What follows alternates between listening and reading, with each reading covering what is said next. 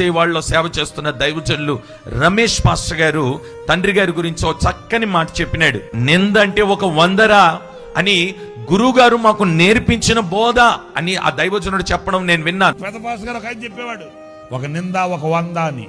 Secunderabad David Raj pastor గారు ఉన్నారు కదా, ప్రభు దగ్గరికి వెళ్ళారు. సికింద్రాబాద్ డేవిడ్ రాజ్ పాస్టర్ గారు, ఆయనకి ఈ వేదిక అంత ఇచ్చిన సరిపోదు. ఆయనకి అంత ఉజ్జీవంగా చెప్తాడు ఆయన. ఆయన గుండెల్లో ఉన్న ఆనందం అలాంటిది. గంతులు వేస్తూ వృత్తులుగుతూ పరవశిస్తూ చెప్తాడు వాక్యాన్ని. ఆయన చెప్పాడు మాకు బైబిల్ ట్రైనింగ్ లో, ఎవరే అవా ఒక నింద ఒక వంద. ఒక వంద కావాలంటే ఏం కావాలి? ఒక వంద రావాలంటే ఊరకనే రాదు. దైవజనులు డేవిడ్ రాజయ్య గారు, మన హైదరాబాద్ డేవిడ్ రాజయ్య గారు ప్రభు సన్నిధిలో ఉన్నారు.